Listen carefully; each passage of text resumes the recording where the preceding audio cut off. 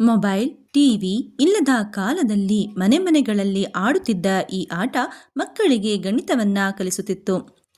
ಹಾಗಾದ್ರೆ ಯಾವುದು ಈ ಆಟ? ಈ ಆಟವನ್ನ ಆಡೋದು ಹೇಗೆ? ನೋಡೋಣ ಈ ವಿಡಿಯೋದಲ್ಲಿ.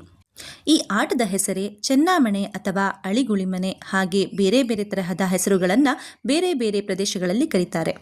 ಯಾರೆಲ್ಲ ಈ ಆಟನ ಆಡಿದ್ದೀರಾ ಕಮೆಂಟ್ ಮಾಡಿ ತಿಳಿಸಿ. ಈ ಆಟವನ್ನು ಆಡೋದು ಹೇಗೆ ಅಂತ ನೋಡೋಣ. ಇಲ್ಲಿ ಒಂದು ಮರದ ಹಲಿಗೆ ನಿಮಗೆ ಕಾಣಿಸ್ತಾ ಇದೆ.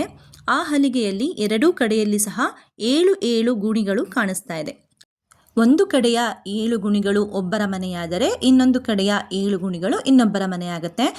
ಇಲ್ಲಿ ನಾವು ಹುಣಸೆ ಬೀಜದಲ್ಲಿ ಆಟನ ಆಡ್ತಾ ಇದ್ದೀವಿ. ಇದ್ರ ಬದಲಾಗಿ ನೀವು ಕಲ್ಲುಗಳು ಅಥವಾ ಬೇರೆ ಬೇರೆ ಬೀಜಗಳು, ಮನೆಯ ಬೇಳೆಕಾಳುಗಳನ್ನು ಸಹ ಇಟ್ಕೋಬಹುದು. ಒಂದೊಂದು ಮನೆಗೂ 5 ಕಾಳುಗಳನ್ನು ನಾವು ಹಾಕಿದ್ದೀವಿ.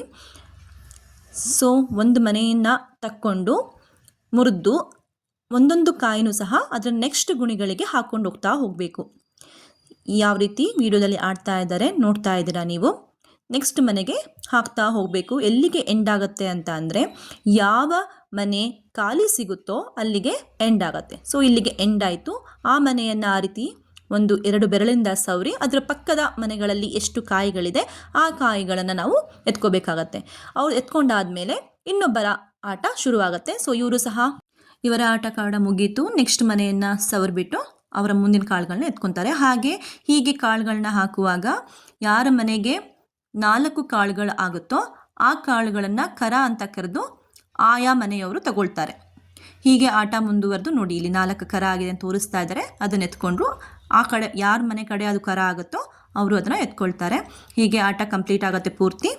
ಈ ಆಟದಿಂದ ಮಕ್ಕಳಿಗೆ ಲೆಕ್ಕ ಮಾಡೋದು ಗೊತ್ತಾಗುತ್ತೆ, ಪ್ಲ್ಯಾನ್ ಮಾಡೋದು ಗೊತ್ತಾಗುತ್ತೆ, ಯಾವ ಕಾಯಿ ಎತ್ತಿದ್ರೆ ಎಷ್ಟು ಕಾಳುಗಳು ನಂಗೆ ಸಿಗುತ್ತೆ ಅನ್ನುವಂಥ ಒಂದು ಪ್ಲ್ಯಾನಿಂಗ್ ಗೊತ್ತಾಗುತ್ತೆ.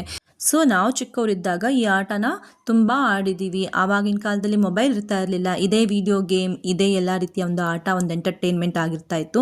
ಈ ಆಟ, ಚೌಕಾಬಾರ ಆಟ, ಹಾಗೆ ಕಲ್ಲಾಟ, ಈ ಆಟಗಳೆಲ್ಲ ಇವಾಗ ಕಳೆದೇ ಹೋಗಿದೆ ಅಂತ ಅನ್ಬೋದು. ಯಾರೆಲ್ಲ ಈ ಆಟ, ಜನಪದ ಆಟಗಳನ್ನ ಆಡಿದ್ದೀರಾ ಪ್ಲೀಸ್ ಕಮೆಂಟ್ ಮಾಡಿ ತಿಳಿಸಿ. ಹಾಗೆ ನೆಕ್ಸ್ಟ್ ಯಾವ ಆಟದ ಬಗ್ಗೆ ನಾನು ತಿಳಿಸ್ಕೊಡ್ಬೇಕು ಅಂತ ಹೇಳಿ. ಈಗ ಇಲ್ಲಿ ಆಟ ಮುಗ್ದಿದೆ. ಆಟ ಮುಗ್ದಾದ ತಕ್ಷಣ ಅವ್ರ ಕಡೆ ಇರ್ತಕ್ಕಂಥ ಕಾಳುಗಳಲ್ಲಿ ಮನೆಗಳನ್ನ ತುಂಬಿಸ್ತಾರೆ.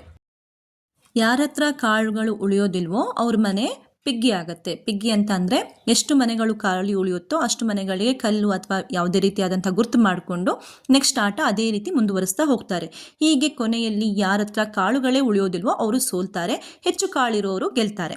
ಈ ಚೆನ್ನಾಮಣೆ ಆಟದಲ್ಲಿ ಬೇರೆ ಬೇರೆ ರೀತಿಯಾದಂತಹ ಆಟಗಳು ಕೂಡ ಇದೆ. ಮೂಲೆ ಮನೆ ಆಟ, ಕಾಶಿ ಮನೆ ಆಟ, ಇನ್ನೂ ಈ ಥರ ಆಟಗಳು ಇದೆ.